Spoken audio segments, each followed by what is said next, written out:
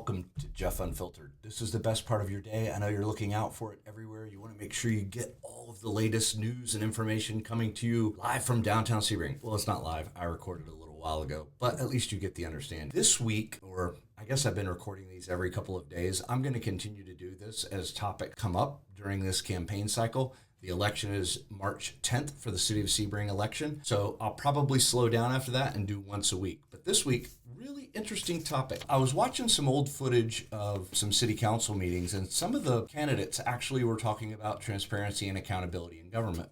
But today, the thing that bothers me is campaign finance reports that were turned in. As I reported earlier, one of them turned them in late for the last reporting cycle. Everybody turned them in on time today, thank goodness. But questions arise as I review those reports. And I'm going to try and overlay them during this video so that maybe you can pause and look at them. But here's the gist. As I look at the reports, I'm not seeing the expenditures that I would expect, specifically related to David Leidel's campaign finance report. So we all know that David has been putting out signs, building signs. That requires purchasing signs from someone, purchasing the lumber from someone. Those did show up on his campaign finance report. But the interesting thing that didn't are the robocalls. Lots and lots of robocalls. I've gotten text messages showing me the content of those calls, and they've been going out for, I think, about a week and a half to 2 weeks. So that would have been in the last campaign finance report that was due today, ended last Friday. That's a pretty big one, I think. Robocalls are typically very expensive. I would guess for a campaign like this, it's probably in the $5,000 to $10,000 or more range. A lot of campaign advertising purchases are required to be paid in advance just to make sure that the vendor gets paid prior to the campaign ending, so that there's plenty of money for them to get and they're not going to bill it on normal terms like other people. So there was zero reporting of any expenditures for campaign robocalls that have been going out on a regular basis. The second one that I noticed missing from Mr. Leidel's report are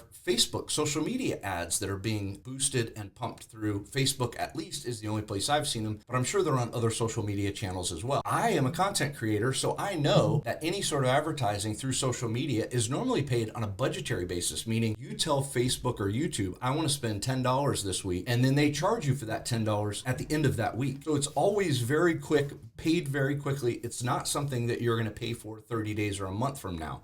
So two big expenses that I've seen out there, but have seen no reporting on them. So when we talk about transparency and accountability, that's something I would have expected to see on this campaign finance report. I'm very disappointed that it's not there.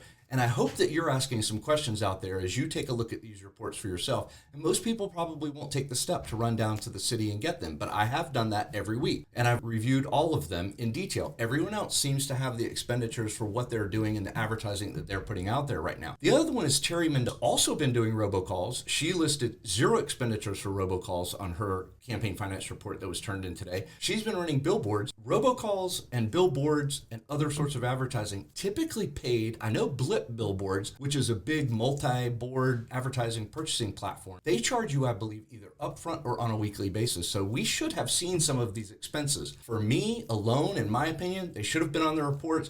I'm not sure what's being hidden, but I think you should be asking tough questions of these candidates. Where's their money coming from? What are they spending on it? And why aren't they reporting it on their campaign finance report? Here's the really sad thing about this, the way this works. City Clerk Kathy Haley is in charge of the City of Sebring elections, but she has no power to investigate any complaints that come in related to campaigning at all. Illegal sign placement, not reporting campaign finance reports properly. Karen Healy, the Highlands County Supervisor elections, has no power to enforce these laws. The only people that can do it is the state, or the complainant has to file their own attorney to compel the evidence. I think that's wrong. I think we need to have more power to be able to investigate this stuff without having to fight and get someone in Tallahassee to do something to help a small community like ours. Because when there's money coming in and money being spent on campaigns, the law is very clear. We have a right to know who's paying to support that particular candidate. I think you have a right to know, and I think you need to try and figure out where the money's coming from and what the money's being spent on. Thank you for joining me on another episode of Jeff Unfiltered. We'll see you next time, maybe in a day or two.